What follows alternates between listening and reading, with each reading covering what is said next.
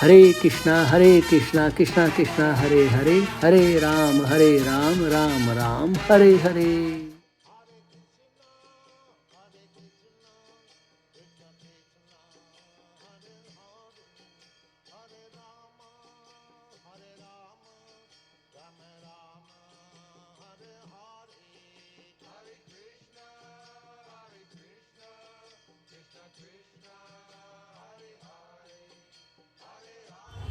हरे कृष्णा।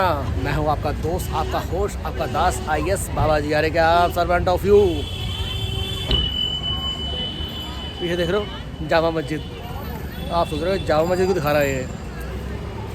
आप number gate कर 3 number gate Jama Masjid का। और ये सामने एक रोड जा रही है, आपको दिखाता हूँ मैं आज आपको मैं कहाँ घुमाने ले जा रहा हूँ आपको मैं। तो ये जहाँ आपको घुमाने ले जा रहा हूँ आज मैं, ये हमारे इस्कॉन छिप्पीवाड़ा, जहाँ से प्रभुपाद जी ने अपने ऐसे कह लीजिए अपने इस्कॉन की शुरुआत यहीं से की थी। तो आपको मैं दिखाऊंगा अभी यहाँ से छिप्पीवाड़ा इस्कॉन, तो यहाँ पे पास में ही है। अगर आपको कभी छिप्पीवाड़ा इस्कॉन आना है तो यहाँ से 3 मेट्रो स्टेशन पास पड़ते हैं। एक तो है अपना ये चावड़ी बाज़ार का, एक है लाल किला और जामा मस्जिद। तो यहाँ से आपको ईजिली ई-रिक्शा मिल जाएगा आपको यहाँ से, वो भी 20 रुपये लेगा। तो आप कभी भी आ जाना यहाँ पे। तो यहाँ से ये देखो जामा मस्जिद दिख रही है, और इसी रोड पे चलते चलते जाएंगे आपको छिप्पीवाड़ा मिल जाएगा आपको।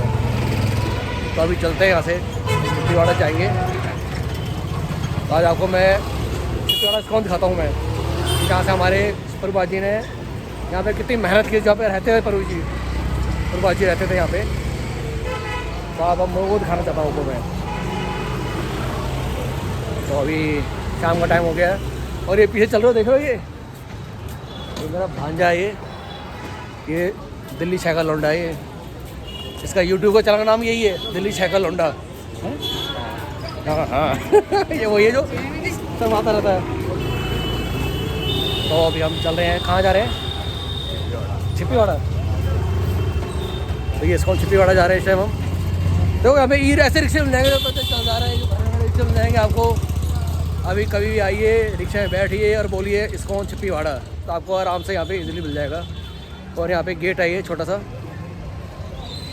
ये वाला।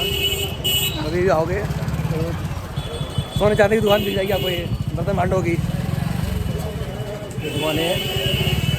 अब गेट पेंटिंग करोगे तो ये गेट है। तो यहीं से आपको अंदर जाना पड़ेगा मंदिर के लिए हमें। तो चलते हैं मंदिर के अंदर जी।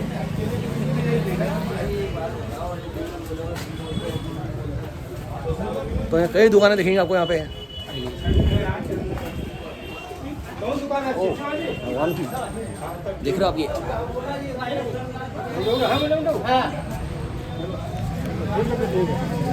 तो यहाँ पे ये ब्रास की दुकानें हैं, यहाँ पे मेटल की ये दुकानें वगैरह सारी यहाँ पे मूर्ति वगैरह मिलती हैं यहाँ पे।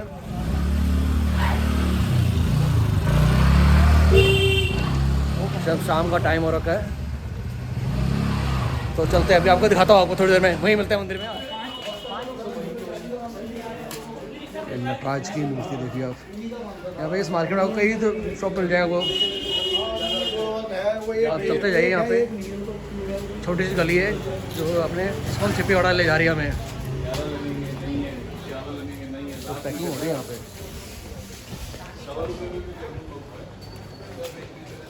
वो तो मुझे ही यहाँ से जाते जाइए, आपको दिख जाएगी दुकानें यहाँ पे, कई तरह की दुकानें यहाँ पे। वाह ठीक है, म्यूजिक की दुकानें हैं देखो। ये आजकल बड़ा चल रहा है, ये तरह तरह की आवाज़ आती है इसमें, टिंग टोंग टिंग टिंग टिंग टिंग बजता रहता है ये आ रहे हैं जा रहे हैं। एक छोटी सी गली ये भी आती है हमारे। तो आप जैसे यहाँ पे गली में पहुँचेंगे तो यहाँ पे ये राधा कृष्ण का मंदिर है, और इसके साथ में एक छोटी सी गली जा रही है। अब याद रखना, थोड़ा आगे बढ़ेंगे तो लेफ्ट हैंड में ये छोटी सी गली है जो हमारे ये इस्कॉन छिप्पीवाड़ा में जा रही है। चलते हैं अंदर। अब आ जाओ भाई। ये है हमारा इस्कॉन छिप्पीवाड़ा की एंट्री। ये कभी भी आओगे तो आप तो हमारी ये यहाँ से एंट्री होती है हमारे स्कूल वाले। ये गेट है हमारा छोटा सा। ये मंदिर बहुत पुराना है, मंदिर बहुत छोटा मंदिर है, ज़्यादा बड़ा मंदिर भी नहीं है। तो चले अंदर भी। अरे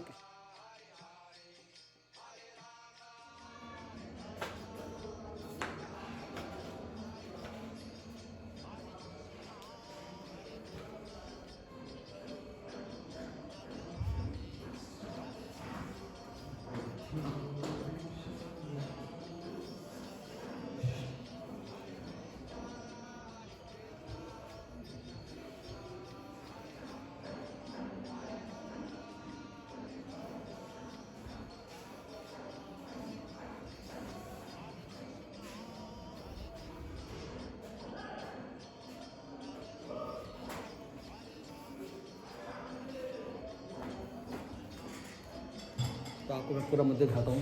तो हमारे पूर्वा जी के दर्शन कीजिए।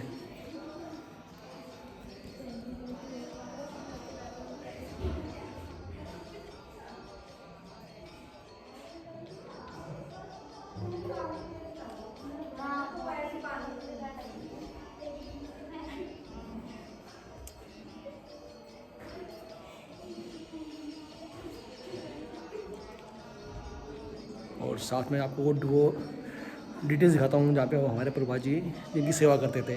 तो ये हमारे ये श्री राधा वल्लभ जी हैं जो प्रभा जी जिनकी सेवा करते थे अपने टाइम पर, जब तो वो यहाँ रहते थे। तो ये पूरा बन चुका है। पहले तो ये पुल पर सिंगल था, मैंने देखा था जब आया था कभी कुछ साल पहले। ये काफ़ी अच्छा बना दिया तो पूरा ये। इनका दर्शन कीजिए आप।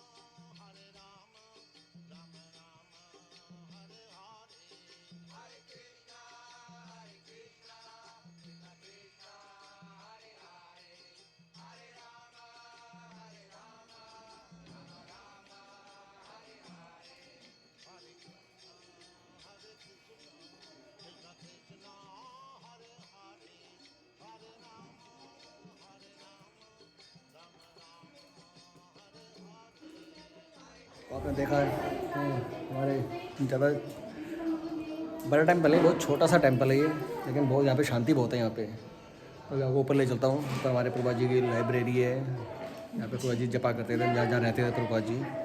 ये प्रभा जी की डिटेल्स हमने देख लिए। और यहाँ पे कुछ माताएँ फूलों की सेवा भी कर रही हैं। देखिए माता जी कुछ ये फूलों की सेवा कर रही है माता जी यहाँ पे। ए हरे कृष्णा माता जी। बैठिए बैठिए। आप भगवान की सेवा कर रही हैं। अच्छा। ये सारे यहीं आप यहीं पर रहते हैं क्या माता जी? ये गौरनीताई के बनाते हैं, ये वाली माता जी, ये कृष्णा की बनाते हैं और मैं राधा रानी की बनाती हूँ। क्या बात है। तो गौरनीताई कहाँ पे है? गौरनीताई बीच में ऐसे। मतलब मुझे दिखे नहीं गौरनीताई। दिख गया मुझे दिख गया। मैं वहाँ सब प्रभा जी की डिटेल्स ध्यान था मेरे को।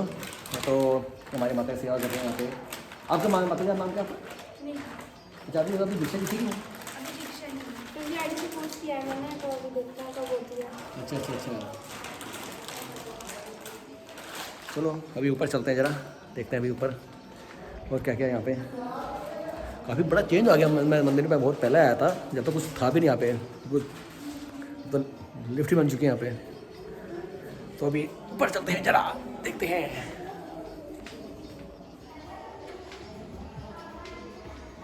ये हम ऊपर आ चुके हैं। तो ये प्रभा जी का ये देखिए।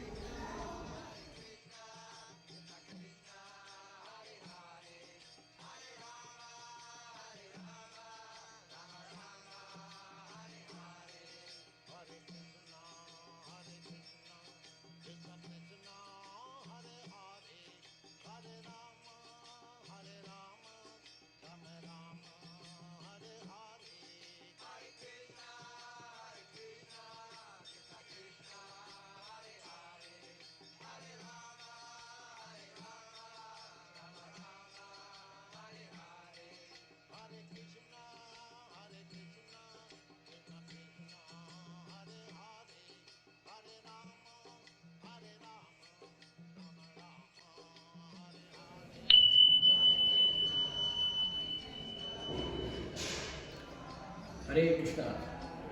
तो जो आप यहाँ पे देख रहे हैं अभी ये रूम है, ये परिवाजी का रूम होता है अभी, तो रूम बहुत अच्छा बन गया है। बहुत कच्चा रूम था, बहुत छोटा रूम था, यहाँ पे परिवाजी रहते थे।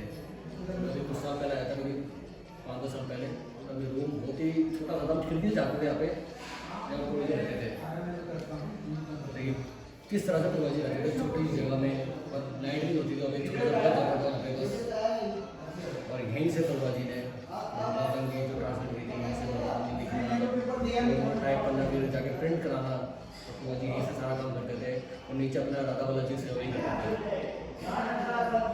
लेकिन कितनी बड़ी परिवाजी हमारे दुकान दी, अगर परिवाजी ना होते तो हम कहाँ होते। जो भी हम यहाँ पे हैं, परिवाजी मेरे से हम जमा कर रहे हैं, भागवतम पढ़ रहे हैं, तो यहीं से शुरुआत की थी परिवाजी ने। हम कह सकते हैं कि इसको उनकी शुरुआत यहीं से हुई थी, इसी रूम से हुई थी इसको उनकी शुरुआत।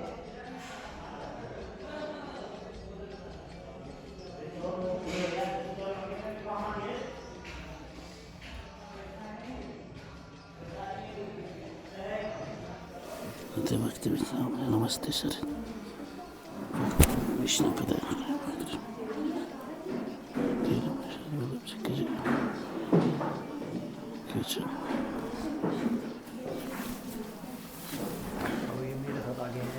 वो हर एक मंत्र निकाल दो, वो हर एक मंत्र वाला तार प्रिय हमारे गुरु के साथ आइए इस बार। तो प्रभु जी कुछ बताएंगे आज हमारे इस्कॉन छिंदवाड़ा के बारे में। प्रभु जी हरे कृष्णा। प्रभु जी हरे कृष्णा, मैं इस्कॉन छिंदवाड़ा टेम्पल से बोल रहा हूँ, वेहू केशवदास। तो सबसे पहले थैंक यू करेंगे IAS बाबा जी का, जो हमारे इस्कॉन छिंदवाड़ा टेम्पल आए हैं और इस मंदिर में आकर प्रभुपाद जी की ग्लोरी का, राधा वल्लभ जी की ग्लोरी का बढ़ाने का कार्य कर रहे हैं। तो ये जो इस्कॉन छिंदवाड़ा टेम्पल है वो बहुत ही पुराना मंदिर है, लगभग 200 साल पुराना मंदिर है। और स्पेशली जो राधा वल्लभ जी का विग्रह है, ये काफ़ी पुराना विग्रह है, विश्व का ऐसा यूनिक टेम्पल विग्रह जिनकी पूजा से श्री राधा ये वल्लभ जी की पूजा प्रभुपाद जी क्या करते थे। और गौर निताई जी के विग्रह की पूजा हिजलनेस गोपाल कृष्ण गोस्वामी महाराज जी ने इंस्टॉल की है DT, जब टेम्पल इनॉग्रेशन हो रहा था उस समय।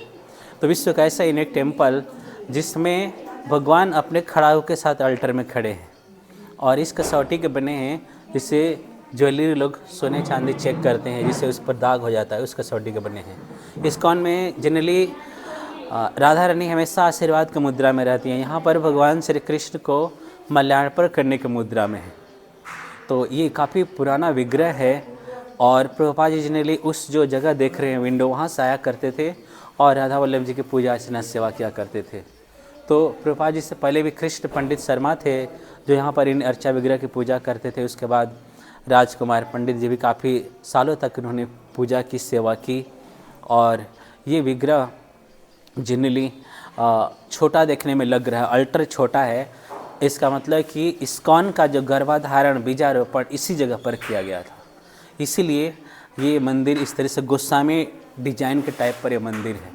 और बहुत से जो आचार्य हैं जो इस मंदिर में आकर बड़े बड़े संस्था का उद्घाटन किए हैं। तो इसमें पहले से ही गौर निताई भगवान हनुमान जी, शंकर जी और गौर निताई जी का आप ऊपर विग्रह देख रहे हैं जो चैंटिंग मुद्रा में है। तो इसको हमने एज इट इज इसीलिए रखा है क्योंकि एज ए हेरिटेज, क्योंकि ये प्रभुपाद जी की स्मृति में सारे इस्कॉन के भक्तों के यादगार में यह मंदिर है। तो मैं आपको परिक्रमा मार्ग में ले चलूँगा। परिक्रमा मार्ग में विशेष रूप से बहुत ही सुंदर ये जगह है, बहुत छोटा संकीर्ण जगह है, लेकिन एक खूबी इसमें ये है कि जिसने कंस्ट्रक्शन किया है इसमें भगवान का हूबहू इसमें जलाकृति दिखाई देता है और ये हमेशा सालों भर ये कुल रहता है, ठंडा ठंडा रहता है।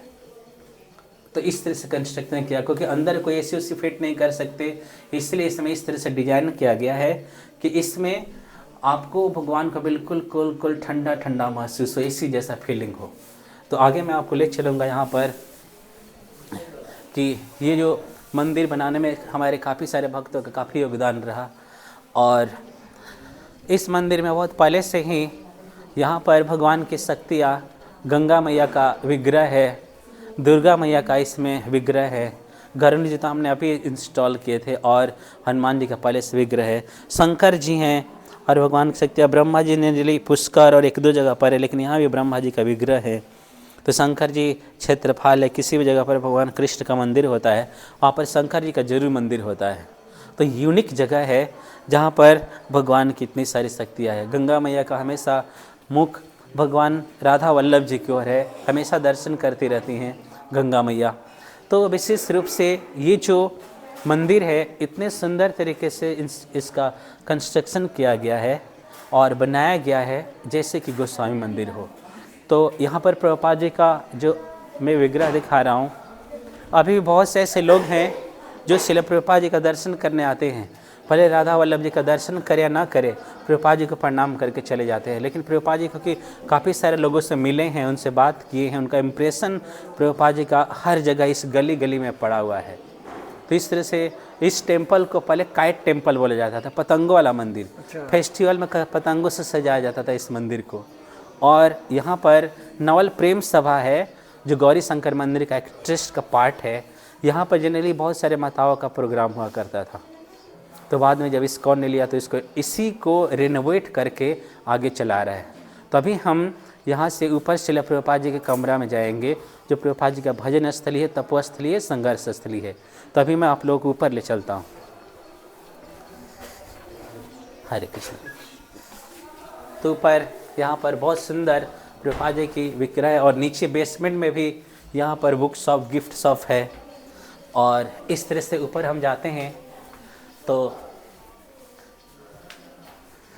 यहाँ पर सबसे पहले इंटर करते हैं तो यहाँ पर प्रभुपाद जी का जो टाइपराइटर है उसका नाम था कोरोना। लाइट जला दो। तो ये प्रभुपाद जी के टाइपराइटर का नाम था कोरोना, जो कि चोरी हो गया। लेकिन ये एक अमेरिकन कंपनी है जो कि अभी भी उपलब्ध है। तो इस कोरोना को जो श्रील प्रभुपाद जी ने जो टाइप करके पूरे विश्व में फैलाया।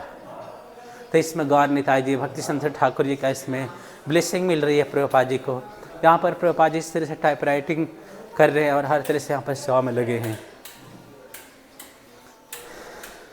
तो यहाँ पर प्रभुपाद जी के बहुत सारे फ़ोटो बनाए गए हैं और कुछ प्रभुपाद जी के जो पुस्तकें हैं अलग अलग लैंग्वेज में हैं यहाँ पर।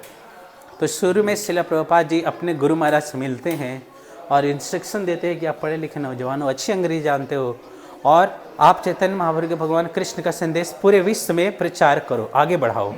तो इस तरह से यहाँ पर दीक्षा प्रभुपाद जी की हो रही है भक्ति संत ठाकुर जी द्वारा। और यहाँ पर अपने पुत्र वृंदावन चंद्र के साथ प्रभुपाद जी भक्ति संत ठाकुर जी से राधा कुंड में मिलते हैं और यहीं से इंस्ट्रक्शन प्राप्त करते हैं कि जब तुम्हें भविष्य में पैसा मिले तो तुम पुस्तकें छापना और प्रचार करना भगवद्गीता का, भागवतम का, चैतन्य चरितामृत का। तो इस तरह से बोलते हैं कि बृहद मृदंग, एक छोटे मृदंग की आवाज़ बहुत छोटे जगह पर जाती है, लेकिन ये पुस्तक वितरण है, बृहद मृदंग है, इसकी आवाज़ कई हजारों किलोमीटर तक जाती है। तो इसको मैं दिखाऊंगा कि इसमें बहुत सारे पुस्तक, अलग अलग लैंग्वेज पुस्तकें हैं। यहाँ पर प्रभुपाद जी ओके प्रेस जाया करते थे जो यहाँ से 1.5 किलोमीटर दूर है। अब तो मुसलमान लोगों ने वहाँ पर ढाबा खोल दिया है। लेकिन जहाँ यहाँ से प्रभुपाद जी जब जाते थे तो भूखे जाते थे और उनके पास पैदल जाते थे, खाने के लिए पैसा नहीं और नहीं जाने के लिए कोई रेंट देने के लिए पैसा, भाड़ा के लिए पैसा नहीं। तो ओके प्रेस में जाते थे तो सुरेंद्र जैन जो वहाँ के मैनेजर थे वो प्रभुपाद जी को ब्रेकफास्ट करा देते थे, क्योंकि जैनी थे, लहसुन प्याज यूज नहीं करते थे। और प्रभुपाद जी वहाँ पर घंटों समय बिताया करते थे और बोलते थे कि आज मेरा दिन आपने ख़राब कर दिया, जल्दी करो। पैसा दिए नहीं है और मैगजीन के लिए, छपाई के लिए भी पैसे नहीं दिए हैं, लेकिन फिर भी बार बार बोल रहे हैं कि जल्दी करो, हमारे पुस्तकों को छापो, मेरा एक दिन ख़राब कर दीजिए। और घंटों प्रूफ रीडिंग, बाइंडिंग और बहुत सारे वहाँ के कार्यों में खुद सहयोग करते थे प्रभुपाद जी। तो इस तरह से वहाँ पर जब बैक टू गॉडेज मैगजीन छप जाती थी, उसको यहाँ पर जो चित्र बनाया गया है कि कनॉट प्लेस जो LIC बिल्डिंग है, वहाँ पर Prabhupada ji shop to shop, door to door जाया करते थे और एक 5-6 पेज की छोटी बैक टू गॉडेज मैगजीन को करेंट सिचुएशन जो चल रहा है उसके अकॉर्डिंग छापते थे और वहीं डिस्ट्रीब्यूट करते थे। ऐसे शराबियों लोग के बीच में और जो चाय पीने वाले होते हैं, ऐसे दुकान जाकर बांटना, खुद ये सारा कार्य श्रील प्रभुपाद जी खुद क्या करते थे। तो ये प्रभुपाद जी का वहाँ का लॉस एंजलिस का बहुत सुंदर पिक्चर है और ये रथ यात्रा का भी बहुत सुंदर पिक्चर यहाँ पर बताया गया है। तो अभी हम शिल प्रभुपाद जी के रूम में एंटर कर रहे हैं। शिल प्रभुपाद की जय। तो यहाँ पर शिल प्रभुपाद जी लगभग 6 साल यहाँ पर संघर्ष किए, व्यतीत किए। जमीन पर फर्श पर सोना, कोई बेड नहीं, कोई मखमल का गद्दा वद्दा, कोई कुछ नहीं है, नीचे सोना। और इस तरह से ये जो मंदिर का गुंबद है आप देख रहे हैं अभी भी है। और हारमोनियम, प्रभुपाद जी का हारमोनियम जो प्रभुपाद जी यूज करते थे। और पीछे हारमोनियम का बॉक्स है, पीछे हारमोनियम का बॉक्स है। और ये जो प्रभुपाद जी आप देख रहे हैं, जो ये पोस्टर है, फ्रेम है, प्रभुपाद जी खुद अपने हाथों से गोलोक वृंदावन का ये चित्रण करते थे, किए थे। और खुद उन्होंने लेटर तैयार की थी जो भागवतम के फर्स्ट कंटो के फर्स्ट वॉल्यूम में, जो 3 वॉल्यूम उस पर आया करता था। और ये बहुत सारे लेटर्स हैं शिल प्रभुपाद जी के, जलदूत जहाज के भी हैं। और प्रभुपाद जी ने जिन जिन शिष्यों को लेटर लिखे थे उन शिष्यों का लेटर है। तो ये जो प्रभुपाद जी यहाँ पर रह रहे थे, जो गोविंद शर्मा, जो कृष्ण पंडित शर्मा के पुत्र हैं, उनके घर से हमें प्राप्त हुआ। क्योंकि 50 साल बाद कोई किसी की दूसरे की डॉक्यूमेंट्स कोई संभाल कर नहीं रखेगा, लेकिन वो अपने घर में संभाल कर रखे थे, वहाँ से हमें सब ये प्राप्त हुए। तो यहाँ पर हमें ये पता चलता है कि प्रभुपाद जी ने कितना यहाँ पर संघर्ष किया। तो ये संघर्ष स्थली, तपोस्थली है शिल प्रभुपाद जी का। तो इसमें बहुत सारे ऐसे लेटर्स हैं जो प्रभुपाद जी के बारे में डे टू डे जितना एक्सपेंसर होता है, खर्चा होता है, उसका पूरा विवरण देते हैं इन पुस्तकों में। तो अलग अलग बहुत सारे लेटर्स हैं यहाँ पर। और प्रभुपाद जी का हिंदी में भी टाइपिंग लिखावट है यहाँ पर, जो अंतर्देशी जिसको बोलते हैं, यहाँ पर हिंदी में जो टाइप किया हुआ अलग अलग प्रभुपाद जी के द्वारा लिखा हुआ अंतर्देशी, जिसको चिट्ठी बोलते थे, अभी भी ये उपलब्ध है यहाँ पर। तो यहाँ पर मैं आप दिखाऊंगा कि first of all back to Godhead magazine, Prabhupada ji day to day life में जो करेंट सिचुएशन चल रहा था उसको छपाई करते थे, जैसे true and beauty, liquid beauty. और प्रभुपाद जी का जो वीज़ा है, पासपोर्ट है, इसी एड्रेस पर प्रभुपाद जी का तैयार हुआ था, क्योंकि प्रभुपाद जी ने इसी एड्रेस पर उन्होंने इसको प्रिंट करके यहाँ पर डाला था। तो इस तरह से प्रभुपाद जी का बहुत सुंदर पिक्चर है यहाँ पर। और अभी पुराने दिल्ली में हर चीज़ पुराने मिलती है।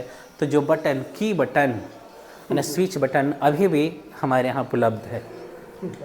तो यहाँ पर बताते हैं कि शुरू में प्रभुपाद जी के पास जब रह रहे थे उस समय एक ही पंखा हुआ करता था, और उस पंखे को चलाने में गर्मी से खड़खड़ की आवाज़ आती थी, गर्म हवा ही देती थी, कोई वेंटिलेशन नहीं यहाँ पर। और फिर प्रभुपाद जी यहाँ पर इतना संघर्ष किए क्योंकि कोई साथ देने वाला नहीं था, 1 मैन आर्मी। सतगुरु साईं महाराज लिख रहे हैं कि अकेले वीरान में अकेले रुदन, यानी कोई साथ देने वाला नहीं, न धन है, न जन है, न डिवोटी पावर, न आपके पास कोई पैसे की इतनी दिक्कत है, और खाने पीने की कोई परवाह नहीं करते प्रभुपाद जी। तो शुरू में यहाँ पर बैक टू गॉडेज लिखा करते थे। तो यहाँ से जाते थे कनॉट प्लेस बांटने के लिए, बांट कर आते थे। तो एक बार सन स्ट्रोक हो गया, उनको लू लग गई, इतनी चिलचिलाती धूप में बांटना, और बांटने के कारण प्रभुपाद जी वहाँ पर क्या हो गए थे, गिर गए थे। जब गिर गए और कुछ देर के बाद होश आया तो दोबारा प्रभुपाद जी उठकर खड़े हो गए। ये नहीं कि यहाँ पर आके आराम नहीं किए इस रूम में, दोबारा से उन्होंने वो ऑडिशंस करना शुरू कर दिया। तो हमारा दिल्ली एनसीआर में ऑडिशन नंबर 1 आ रहा है और इतना प्रेसिंग बढ़ रही है। इसका एक रीज़न है कि प्रभुपाद जी यहाँ पर, प्रभुपाद जी के हर जगह चरण कमल पड़े हैं। ऑडिशन खुद प्रभुपाद जी 1 to 1 किया है यहाँ पर। तो आप जिस रास्ते से आए, जो जामा मस्जिद थाना है, थाने से प्रभुपाद जी जब आ रहे थे तो कोई गाय या बैल ने मार दिया था प्रभुपाद जी को, वहाँ पर प्रभुपाद जी गिर गए थे। कोई जान पहचान के व्यक्ति ने उनको हॉस्पिटलाइज किया, दवाई करा के फिर लाया उनको। तो इस तरह से प्रभुपाद जी यहाँ पर संघर्ष करते थे। और इस तरह से संघर्ष के दौरान प्रभुपाद जी ने पहली बार जो बैक टू गॉडेज मैगजीन यहाँ पर छपाई की और लोगों को उन्होंने देना शुरू किया।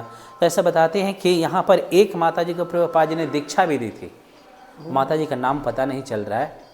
और इस तरह से जब दीक्षा उनको मिल गई तो काफ़ी सारा यहाँ पर लोगों का आना जाना थोड़ा बहुत लगा था, लेकिन फिर भी कम आता था। अभी जैसा हम फर्श देख रहे हैं वैसा फर्श नहीं था। यहाँ से 7-8 साल पहले इस जगह पर नेवले, चूहे, बिच्छू वगैरह आया करते थे। तो ये खंडहर था, बिल्कुल रूम लॉक रहता था चारों ओर से। बहुत सारे प्रभुपाद जी के डॉक्यूमेंट्स थे। लोगों ने जो यहाँ के प्रेजेंट जो पुजारी थे उस समय को, उन्होंने इनको क्या किया कि कबाड़ा की तरह बाहर फेंक दिया, क्योंकि दूसरे की चीज़ की क्या कीमत समझेंगे। तो इस तरह से काफ़ी कुछ नुकसान हुआ, लेकिन अभी हमारे पास जितना प्राप्त है उतना भी हमारे पास है। तो प्रभुपाद जी जब एक बार आ रहे थे तो किसी व्यक्ति ने प्रभुपाद जी को बोला कि स्वामी जी, भक्तिवेदांत स्वामी जी, आप क्या कर रहे हो, छोटी छोटी मैगजीन लिख रहे हो, पतली पतली मैगजीन लिख रहे हो, कोई भी इसको पढ़ेगा और फेंक देगा, आप बड़ी बड़ी किताबें लिखो। तो प्रभुपाद जी ये नहीं बुरा माने कि यार ये कौन होता है लेबर क्लास के लोग गार्ड के हमें कुछ बोलने वाला। प्रभुपाद जी बोले कि इसके मुख से मेरे गुरु महाराज बोल रहे हैं। तो प्रभुपाद जी ने श्रीमद् भागवतम के फर्स्ट कैंटो के 3 वॉल्यूम यहाँ पर इसी जगह पर तैयार किए, छपाई किए, और उसी को जब पूरा छपाई हो गया तो अमेरिका जाने के लिए तैयार हुए। तो शुरू में यहाँ आने से पहले प्रभुपाद जी के एक फ्रेंड थे जिनका नाम था कृष्ण पंडित शर्मा। प्रभुपाद जी को उन्होंने यहाँ पर रहने के लिए रूम दिया था, 5 रुपये किराया लगता था।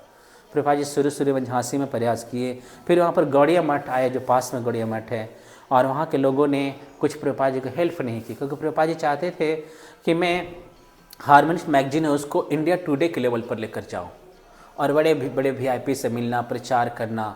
वहाँ के उन्होंने इंचार्ज से बोला कि मेरे को 2 धोती कुर्ते दे दीजिए और मैं लोगों से मिल के आपकी ही मैगजीन को मैं आगे बढ़ाऊँगा, आपके लिए भी फंड्स इकट्ठा करूँगा। लेकिन वहाँ के इंचार्ज थे, अपने गुरु महाराज को लेटर लिख दिया कि भक्ति वेदांत काफ़ी सारे डिमांड कर रहे हैं। किस लिए डिमांड कर रहे हैं ये उन्होंने लेटर में नहीं बताया। और वहाँ से कलकत्ता से लेटर में आता है कि भक्ति वेदांत अगर मेरे शिष्यों से आपके साथ नहीं जमती है, नहीं पढ़ती है, तो आप दूसरी जगह देख लो अपने लिए। प्रभुपाद जी को काफ़ी धक्का लगा। प्रभुपाद जी फिर वहाँ से उठकर फिर यहाँ आना शुरू किए और इस जगह पर रहकर उन्होंने इस तरह से प्रीचिंग को काफ़ी आगे बढ़ाया। कोई साथ नहीं देने वाला था यहाँ पर। तो यहाँ पर जब फर्स्ट कैंटो का 3 वॉल्यूम तैयार हो गया प्रभुपाद जी के द्वारा, तो उन्होंने सोचा कि मात्र मेरे पास कुछ पैसे नहीं है, मात्र 40 रुपया है। उस 40 रुपया को कि जो मुंबई में सुमति मुरारजी ने उनको फ्री के जल दूध की टिकट दी थी, और वहाँ पर जो मिस्टर पांड्या था वहाँ पर रहने की थोड़ी व्यवस्था थी, एक ही रूम था, वो भी कार्गो शिप में सिर्फ मालवाहक जहाज में मनुष्य थोड़े ना जाता है यात्रा करने के लिए, लेकिन प्रभुपाद जी मालवाहक जहाज में गए। तो इस तरह से यहाँ से 40 रुपये लेकर गए और फिर 3 बार उनको हार्ट अटैक भी आया। भगवान कृष्ण उनको दर्शन दिए और बोले कि तुम अपने गुरु के आज्ञा का पालन जरूर करोगे, क्योंकि बोलते थे कि प्रभुपाद जी के जो गुरु महाराज हैं श्री भक्ति सिद्धांत ठाकुर जी उनको बोले थे कि तुम पढ़े लिखे नौजवान हो, अच्छी अंग्रेजी जानते हो और तुम चैतन्य महाप्रभु के संदेश को पूरे विश्व में प्रचार करो। तो प्रभुपाद जी को अपने गुरु महाराज की आज्ञा का पालन करने के लिए प्रचार करने में काफ़ी समय लगा, लगभग 30 वर्ष लगा। तो इस जगह पर आकर उन्होंने यहाँ से प्रभुपाद जी अमेरिका के लिए प्रस्थान किए। पहले कलकत्ता, फिर जहाँ से प्रस्थान किए कोचिन से होते हुए, फिर बताते हैं कि जो 40 रुपये लेकर आए तो एम्बेसडर कार से आ रहे थे। एक सरदार थे जो गाड़ी चला रहे थे, प्रभुपाद जी पीछे बैठे थे और उनके साथ 2 शिष्य आए थे, कीर्तनानंद चैतन्यपुरी जी। तो वो उन्होंने क्या किया था कि कुछ डॉलर थे प्रभुपाद जी के पास और कुछ 40 रुपये वहीं था जो लेकर गए थे। तो उन्होंने पूछ लिया प्रभुपाद जी से कि प्रभुपाद जी हम इनको चेंज कर दे, डॉलर से चेंज करा के दे दे, या हमारे पास जो 40 रुपया है वो दे दे। तो उन्होंने सरदार ने सुन लिए, अरे इनके पास 40 रुपया है। जब उतरते वक्त पूछा गया कि कितना किराया हुआ, तो उन्होंने सुना था 40 रुपया, 40 का 40 रुपया मांग लिया, जो कि उतना नहीं था, 38 रुपया समथिंग हो रहा था। लेकिन उन्होंने जिद किया और प्रभुपाद जी 1-1:30 बजे रात में किसको बुलाते, कोई पुलिस नहीं, कोई आदमी नहीं, तो उनको मजबूरन देना पड़ा पैसा। आज ही बताते हैं कि जो सरदार ने 40 रुपया लिया था वो अपने घर पर सुरक्षित रखा है, 40 का 40 नोट। तो इस तरह से प्रभुपाद जी यहाँ पर 25 जुलाई को आए, जिसको हम 25 जुलाई को प्रभुपाद जी के आगमन पर हम एक फेस्टिवल मनाते हैं हर साल। तो ये इस्कॉन छिंदवाड़ा के लिए यूनिक जगह है। और प्रभुपाद जी अपने गुरु महाराज भक्ति सिद्धांत ठाकुर जी के तिरुभाव दिवस के उपलक्ष्य के मौके पर श्रीमद् भागवतम के फर्स्ट कंठे का 3 वॉल्यूम अपने गुरु महाराज को डेडिकेट किए थे, जो कि यहीं पर छपाई किए थे।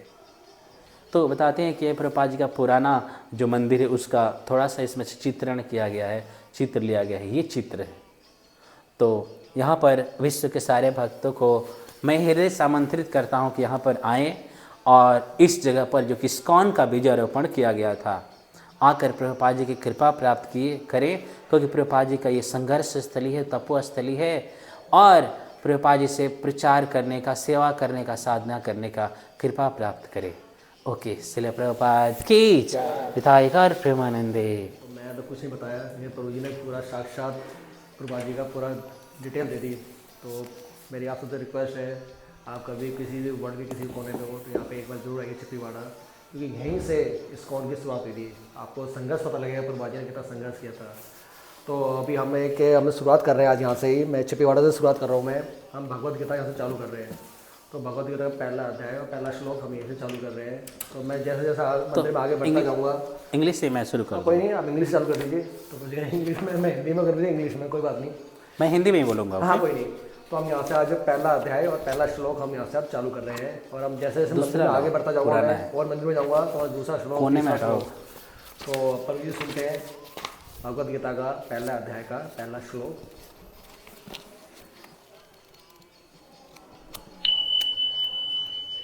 कि भगवद गीता बहुत ही दिव्य ग्रंथ है और इस पुस्तक को पूरे विश्व के लोग पढ़ते हैं। इसी पुस्तक को पढ़कर पूरे विश्व में लोग भक्त बन रहे हैं और कृष्ण भक्ति को हृदय से स्वीकार कर रहे हैं।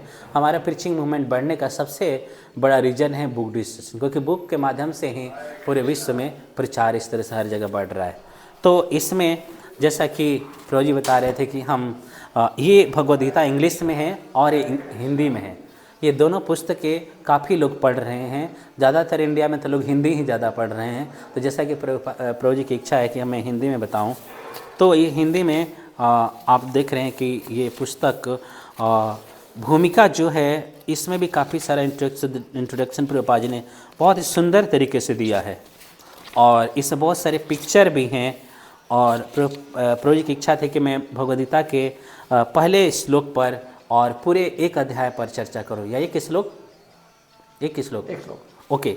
तो जैसा कि इसमें दिया गया है कुरुक्षेत्र के युद्ध स्थल में सैन्य निरीक्षण, और इसमें गुरु परंपरा दिया गया है जिसमें कि 32वें नंबर पर ऐसी भक्तिवेदांत स्वामी श्रील प्रभुपाद जी का है।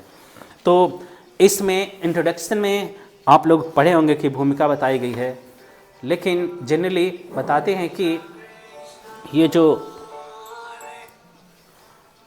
ये जो पुस्तक है भगवद गीता, इसमें कुरुक्षेत्र के युद्ध स्थल में सैन्य निरीक्षण, तो इसमें पहली बार हम देख रहे हैं कि किसी के अंदर कुछ सुनने की इच्छा होती है, कुछ जानने की इच्छा होती है, कोई डर रहा होता है, कोई गलत किया होता है, तो उसके मन में हमेशा शंका रहती है, डर रहता है, भले ही कितना भी पुष्प पोजीशन धन दौलत से परिपूर्ण हो। उस तरह से धृतराष्ट्र के पास हर चीज़ है। कौरव के पास 11 अक्षौणी सेना है और पांडवों के पास मात्र 7 अक्षौणी सेना है, और इतने बड़े बड़े महारथी हैं, भीष्म, द्रोणाचार्य, कर्ण, जयद्रथ, दुशासन, विकर्ण, खुद कृपाचार्य, इतने सारे महारथी हैं। लेकिन फिर भी इन सब के होते हुए भी दुर्योधन के साथ में ये धृतराष्ट्र हैं, डर रहे हैं, क्योंकि गलत रास्ते पर है। और एक चीज़ है कि ये जो धर्म युद्ध हो रहा है ये कहाँ पर? कुरुक्षेत्र में हो रहा है। तो धृतराष्ट्र बोल रहे हैं कि धर्म क्षेत्रे कुरुक्षेत्रे सम्यवता युद्धोत्सव मामका पांडवश्चैव किम कुर्वत संजय। यानी धृतराष्ट्र बोल रहे हैं संजय से, क्योंकि संजय वेद व्यास जी के शिष्य हैं और उनके पास ऐसी एक टेक्नोलॉजी है जो वेद व्यास जी के द्वारा दी गई है कि महाभारत के युद्ध में किस स्थान पर क्या हो रहा है, क्या लोग मन में सोच रहे हैं, हर पक्षों का वो विवरण एक जगह बैठे बैठे, कितना एडवांसमेंट टेक्नोलॉजी थी कि एक जगह बैठे बैठे सारे उनके सामने टीवी चल रहा है, सीरियल की तरह हर चीज़ बता रहे हैं। टीवी सीरियल में भी क्या मन में भाव चल रहा है वो नहीं बता पाते, लेकिन इसमें वेद व्यास की कृपा से दिव्य दृष्टि प्राप्त हुई संजय जी को, जिन्होंने पूरा धृतराष्ट्र के पास बैठे बैठे हर चीज़ बता रहे हैं।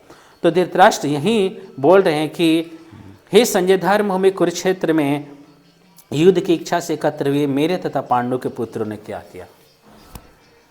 तो इसमें एक डर है, धृतराष्ट्र अपने डर को छिपा रहे हैं, लेकिन फिर भी डर को छिपा नहीं पाते हैं, क्योंकि जानते हैं कि पांडव धार्मिक हैं, पांडव के पक्ष से भगवान श्री कृष्ण हैं। यत्र योगेश्वर कृष्ण यत्र पार्थ धनुर्धर, जहाँ पर योगेश्वर भगवान कृष्ण हैं और धनुर्धर पार्थ हैं, विजय हैं, विजय भगवान श्री अर्जुन का नाम है। तो इस तरह से जहाँ पर अर्जुन और कृष्ण हैं वहाँ पर असफलता पराजय का सवाल ही नहीं उठता। तो धृतराष्ट्र को ये डर है कि पांडव धार्मिक हैं और ये युद्ध कहाँ पर लड़ा जा रहा है, धर्म भूमि कुरुक्षेत्र में लड़ा जा रहा है। तो भले ही मेरे पास इतनी सेनाएं हैं, इतने बड़े महारथी हैं, तो फिर भी डर रहा है कि ये पांडव के ऊपर अनुकूल प्रभाव पड़ेगा, क्योंकि वो सब धार्मिक हैं और सत्य के मार्ग पर चल रहे हैं और धर्म के लिए लड़ रहे हैं, और उधर से भगवान श्री कृष्ण हैं। इस तरह से उनके मन में पांडवों के प्रति एक तरह से पक्षपात की भावना है, क्योंकि कुरुवंश में पांडव भी आते हैं, कौरव भी आते हैं, लेकिन जानबूझकर आसक्ति कारण, पुत्र मोह के कारण धृतराष्ट्र अपने पुत्र दुर्योधन को बोलने कि मेरे यानी मेरे पुत्रों को और पांडव के पुत्र ने क्या, यानी हम कुरुवंशी हैं और पांडव कुरुवंशी नहीं है। एक ही वंश से आ रहे हैं लेकिन बोलने कि पांडव कुरुवंशी नहीं है, हम कुरुवंशी है। जो कि भगवान इसमें 7-8 जगह पर भगवगीता में बोले हैं अर्जुन को कि हे कुरु श्रेष्ठ, कुरु प्रवीर, कुरु वीर, इस तरह से संबोधित किए हैं। लेकिन धृतराष्ट्र इसमें भगवान श्री कृष्ण को नेग्लेक्ट कर रहे हैं, अर्जुन को नेग्लेक्ट कर रहे हैं। और भगवान श्री कृष्ण ने शुरू में तो एक ऐसा लेटर लिखा था धृतराष्ट्र के लिए कि कोई भी पढ़कर उस व्यक्ति के हृदय में वैराग्य आ सकता है, लेकिन वो जानते हुए भी कि मेरे पुत्र मारे जाएंगे, सब लोग मारे जाएंगे, वो अपने धृतराष्ट्र मीन्स कि जो अपने गद्दी से पोस्ट पोजीशन से चिपका रहे, उसको छोड़े ना, आसक्त रहे, उसको धृतराष्ट्र बोलते हैं। अपने पोस्ट पोजीशन के लिए उन्होंने अपने 100 पुत्र को मरवा दिया, इतना बड़ा महाभारत करवा दिया। तो एक आसक्त व्यक्ति जो आध्यात्मिक रूप से भी अंधा हो और भौतिक रूप से अंधा व्यक्ति, ऐसा व्यक्ति लीडर बनने के लायक नहीं है। लेकिन फिर भी भीष्म पितामह द्वारा परिस्थिति ऐसी थी कि इनको बनाना पड़ा, कुछ समय के लिए बनाना पड़ा, क्योंकि उस समय जब पांडव के शरीर छूट गया और 5 पांडव वो छोटे थे, तो ये थोड़े समय के लिए बनाया गए थे, जब तक कि धृतराष्ट्र बड़े, जब बताते हैं कि ये युधिष्ठिर महाराज बड़े हो जाएंगे, ये राजा बनेंगे, लेकिन तब तक के लिए इनको राजा बनाया गया था। लेकिन अपने आप को इनको था कि अरे मेरे पुत्र को मैं राजा बनाऊंगा, मेरे बाद मेरा दुर्योधन ही राजा बनेगा, पुत्र राजा बनेगा। तो इस तरह से इस धर्म भूमि में दुर्योधन के पक्ष लेकर धृतराष्ट्र काफ़ी कुछ बोल रहे हैं। तो बताते हैं अगर कोई व्यक्ति टेढ़ा प्रश्न करे तो उसको सीधा उत्तर नहीं देना चाहिए। पहले भगवद्गीता के श्लोक का उत्तर संजय लास्ट में देते हैं, यानी 18वें अध्याय के लास्ट वाले में देते हैं कि तुम बोल रहे हो धृतराष्ट्र जी कि मेरे और पांडु के पुत्र ने क्या किया। अरे कोई होटल में जाएगा और रेस्टोरेंट में जाएगा तो वहाँ पर खाना ही खाएगा ना। पांडव कौरव इकट्ठे हुए धर्मभूमि कुरुक्षेत्र में युद्ध करने के लिए, तो वहाँ पर बैठकर क्रिकेट थोड़े ना खेलेंगे, फुटबॉल थोड़े ना खेलेंगे, युद्ध ही करेंगे ना। तो युद्ध ही होगा, युद्ध ही होगा, युद्ध को कोई टाल नहीं सकता। तो इस तरह से इसका फर्स्ट प्रश्न का उत्तर 18वें अध्याय के लास्ट श्लोक में और बताते हैं कि संजय देते हैं।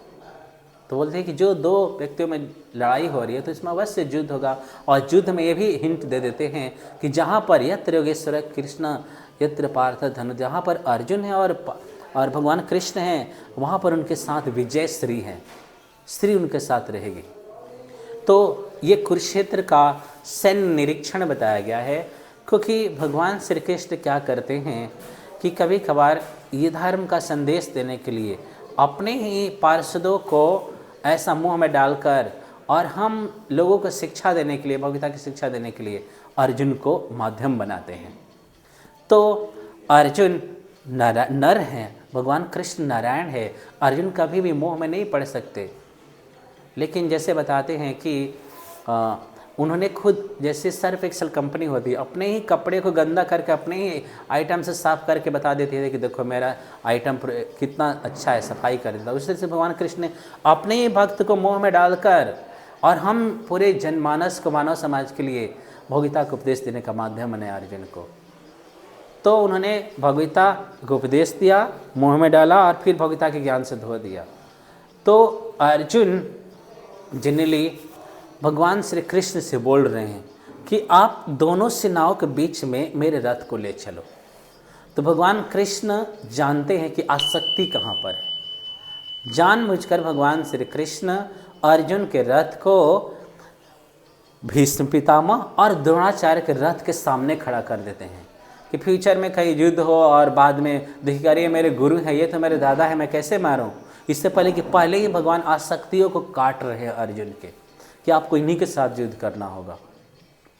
और अर्जुन जब अपने ही परिजनों को देखते हैं कि अरे मेरे परिजन लोग हैं, मामा है, चाचा है, ताऊ है, भाई है, गुरु है, पितामह है, दादा है, इन सब से मैं कैसे युद्ध करूं। तो बोलते हैं कि अधिकारक होकर बैठे रहना यह महादुष्कर्म है, न्यायार्थ अपने बंधु को भी दंड देना धर्म है। इस ध्येय पर ही पांडव और कौरवों का रण हुआ, जो भव्य भारतवर्ष का कल्पांत का कारण हुआ। तो ये महाभारत के युद्ध का कारण बना धृतराष्ट्र की आसक्ति। तो इसमें बताते हैं कि जब दोनों सेनाओं के सामने आमने सामने हो गया और वहाँ पर अर्जुन का रथ खुद भगवान कृष्ण ले जा रहे हैं भीष्म पितामह द्रोणाचार्य के पास, तो ये भगवान आसक्ति को काटते हैं। तो जनरली बताते हैं कि भगवान श्री कृष्ण इतने करुणामय है, दयामय हैं कि देखिए इतने भगवान हैं। बताते हैं कि भोक्तारम यज्ञ तपसाम सर्वलोकमहेश्वरम सुहृदम सर्वभूतानाम ज्ञाता माम शांति मृक्षति। भगवान क्या हैं कि भोक्तारम यज्ञ तपसाम, सारे यज्ञ तपस्या के भोक्ता हैं, अनंत कोटि ब्रह्मांडों के नायक हैं। और वो अपने भक्त, भगवान इतने भक्तवत्सल है कि अपने भक्त का रथ हाँक रहे हैं, ड्राइवर बने हुए हैं, सारथी बने हुए हैं। और वो इस तरह से क्या कर रहे हैं कि दोनों सेनाओं के बीच में ले जाते हैं रथ को। और इस तरह से अर्जुन जब अपने परिजनों को ही देखते हैं अर्जुन, तो उनके मन में ये मोह उत्पन्न होता है कि मैं कैसे अपने ही लोगों को मारूं, कैसे मैं अपने गुरुजन को मारूं, अपने पितामह को मारूं। अर्जुन इस तरह से रो रहे हैं, उनके हाथ से गांडीव छूट रहा है। जो विश्व का सबसे बड़ा धनुर्धर उसके हाथों से गांडीव छूट रहा है और उनकी आंखों से आंसू गिर रहा है, उनका शरीर कांप रहा है। लेकिन वो कर्तव्य विमूढ़ है, क्या करे ना करे, क्या नहीं करना चाहिए, क्या करना चाहिए, बिल्कुल तरह से वो हताश है। तो इस प्रथम अध्याय में भगवान श्री कृष्ण कुछ नहीं बोल रहे हैं। क्या बोल रहे हैं? कुछ नहीं बोल रहे हैं, क्योंकि अर्जुन भगवान श्री कृष्ण को अपना फ्रेंड मानते हैं और दोस्त के बीच में जो बातें होती है उतनी सीरियस बातें नहीं होती है। तो खुद बहुत सारा तर्क वितर्क देते हैं कि अरे मैं इन सबको मारूंगा तो क्या होगा, जब परिवार में जो स्त्रियां होंगी वर्ण संकर हो जाएंगी और इस तरह से दूषित हो जाएंगी, वर्ण संकर संतानें उत्पन्न होंगे, इस तरह समाज में उत्पात होगा। काफ़ी सारे तर्क वितर्क देते हैं। अपने ही तर्कों से अर्जुन हार जाते हैं और भगवान श्री कृष्ण उनको दूसरे अध्याय में आत्मा के बारे में बताते हैं कि न हन्यते हन्य मानव शरीर, ये आत्मा का कभी भी क्षय, इसका मरण नहीं होता, इसलिए तुम युद्ध करो, इनसे युद्ध कर रहे हो, इनका नया शरीर मिलेगा, ये मारे नहीं जाएंगे, आत्मा शाश्वत है। इस तरह से आत्मा को उपदेश देते हैं। तो शुरू में कुछ नहीं बोलते हैं भगवान कृष्ण, प्रथम अध्याय में बिल्कुल चुप है, सिर्फ सुन रहे हैं। जब अर्जुन भगवान श्री कृष्ण के शरणागत हो जाते हैं, शिष्य तमाम साधिमाम ताम प्रपन्नम, जब अर्जुन भगवान कृष्ण के चरणों में गिर जाते हैं और बोलते हैं कि मैं सब कुछ भूल गया हूँ, क्या अच्छा है क्या बुरा है मेरे को कोई नॉलेज नहीं है ना, तो आप मेरे को रास्ता भी दिखाइए, मैं आपका शिष्य बनने के लिए तैयार हूँ और आप मेरा गुरु का रोल निभाइए, गुरु बन जाइए। तो जब तक जीवात्मा शरणागत नहीं होता भगवान का, इस तरह से इधर उधर भटकता रहता है। लेकिन जब भगवान के शरणागत हो जाता है तब भगवान उसको रास्ता दिखाते हैं, तब गुरु से मिलाते हैं। तो वहीं शुरू में तो कुछ बोल नहीं रहे भगवान प्रथम अध्याय में, लेकिन इस अध्याय में, दूसरे अध्याय में बोलना शुरू करते हैं कि तुम अपने आप को पंडित बोलते हो, विद्वान बोलते हो और तुम्हें आत्मा का ज्ञान नहीं है। तुम ऐसे व्यक्ति के लिए शोक कर रहे हो जो शाश्वत है, कभी भी क्षय नहीं होने वाले हैं, तो इनके लिए शोक मत करो, तुम युद्ध करो, धनुष उठाओ और युद्ध करो। तो शुरू में जो अर्जुन भगवता का उपदेश नहीं सुने थे तो वो बिल्कुल हताश थे, मोहित थे, भ्रमित थे और क्या करना चाहिए क्या नहीं करना चाहिए इसके बारे में बिल्कुल अनजान थे। लेकिन जब भगवान श्री कृष्ण के शरण ग्रहण किए, गुरु के रूप में स्वीकार किया भगवान श्री कृष्ण को, तो वहीं भगवता के में इतनी दिव्य शक्ति है, इतना सारे प्रश्नों का उत्तर है, हर कोई से पढ़ता है। तो जब अर्जुन ने भगवता का ज्ञान सुना भगवान श्री कृष्ण से, तो जो युद्ध करने के लिए मना कर रहे थे वो बोल रहे हैं कि यथा इच्छसि तथा करो। आप जैसा बोलेंगे, शुरू में तो बोल दे कि जैसा यथा इच्छसि तथा करो, जो मन में आए सो करो। और जब भगवता का ज्ञान सुन लिए, दिव्य ज्ञान हो गया, तो अर्जुन बोलने लगे भगवान श्री कृष्ण की करिष्ये वचनम तव, जो आप मेरे को आज्ञा दी है मैं उस आज्ञा का पालन करने के लिए तैयार हूँ। अब गांडी उठा लेते हैं और अपने कर्तव्य पालन करने के लिए अलर्ट हो जाते हैं, अर्जुन सजग हो जाते हैं। तो इसलिए पूरे विश्व के लोगों को ये भगवता पढ़नी चाहिए। ये मनुष्य का जो जीवन है इतना दुर्लभ है, मनुष्य को कैसे चलाना चाहिए अपने जीवन को, इसमें सारे प्रश्नों का उत्तर है। एक मैनुअल बुक है। इस तरह से इस पुस्तक को पढ़ने से हमें इतनी शांति मिलती है। श्रीमद् भागवतम के बारे में इस भगवता की महिमा बताई गई है श्रीमद् भागवतम के फर्स्ट कंटो के फर्स्ट वॉल्यूम में लास्ट चैप्टर में बताया गया है कि इसमें भगवता के कोई 2 श्लोक पढ़ता है विथ परपट, उसके जीवन में जो संकट है वो नष्ट हो जाते हैं, जो आने वाले होते हैं वो भी टल जाते हैं। इसलिए भगवता का ये जो अध्याय है, पहला अध्याय, ये इसको बोला जाता है विषाद योग, क्योंकि अर्जुन इसमें हताश है, विषाद है, भ्रमित हैं और भगवता का दिव्य ज्ञान सुनने के बाद और इस तरह से युद्ध करने के लिए तैयार हो जाते हैं। इसलिए इन सब भगवता को हर किसी को पढ़ना चाहिए। ओके, श्रील प्रभुपाद की, कृष्ण अर्जुन की, निताय गौर प्रेमानंदे, हरे कृष्णा। आपने देखा भगवदगीता का पहला अध्याय का पहला श्लोक हमने शुरुआत कर दिया भगवदगीता की। अब जैसे जैसे मैं मंदिर घुमाऊँगा आपको दिल्ली एनसीआर के, हम भगवदगीता का आगे श्लोक बढ़ते जाएंगे। तो आज अब मेरा सौभाग्य है कि हम कहाँ पे भगवदगीता सुने हमने, जहाँ पे प्रभुपाद जी रहते थे, जहाँ से इस्कॉन की शुरुआत हुई है। अब लगा लीजिए हमने पहला भगवदगीता चालू कर दी है यहाँ से। तो थैंक यू सो मच प्रभु जी, आपका बहुत बहुत हरे कृष्णा। तो आप कल भी आओगे ना इस्कॉन चित्तौड़ा, प्रभु जी जरूर मिलना और प्रसाद लेकर जरूर जाना। प्रसाद मिल जाएगा ना? ये सबके लिए प्रसाद है यहाँ पर। प्रभुपाद जी की कृपा से, राधा वल्लभ जी की कृपा से यहाँ पर प्रसाद की कमी नहीं है। जो जितना भी आए सबके लिए गरम गरम प्रसाद हर समय उपलब्ध है।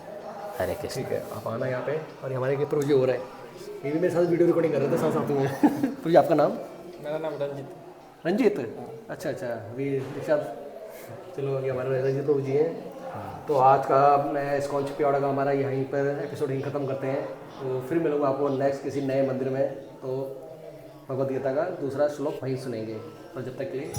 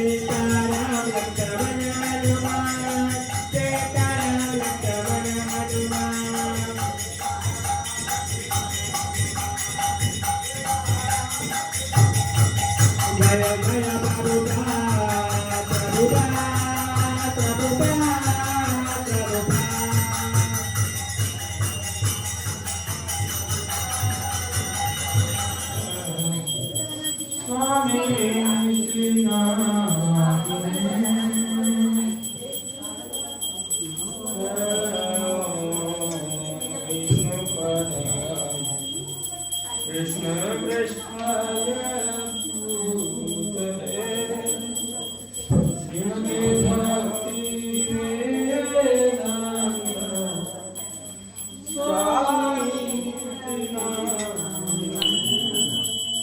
नमस्ते सरस्वती देवे गौरवाणी प्रचारिणे निर्विशेष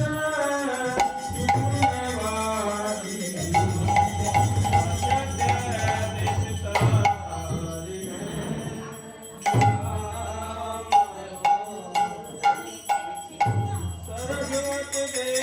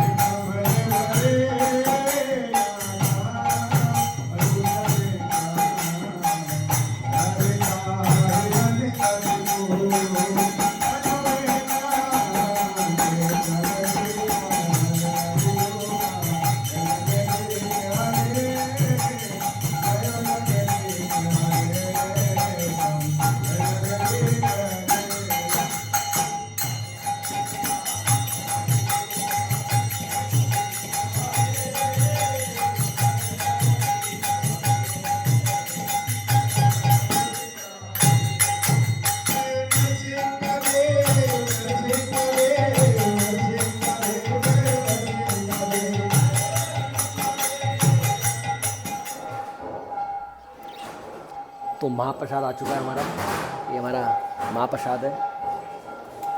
तो कभी भी चिपयावड़ आइए और महाप्रसाद लेके जरूर जाइए। और मेरा सौभाग्य है जो आज यहाँ पे मैं आया हूँ, मैं प्रसाद मिल गया मेरे को। मैं जा रहा था तो प्रोजेक्ट में प्रसाद लेके जाइए, तो वही प्रसाद लेते हैं।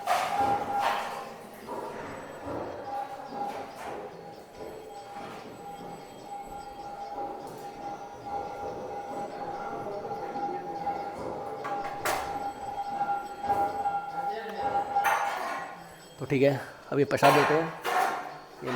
ये मेरा भांजा ऐसे खाएगा, ये खाली खाएगा।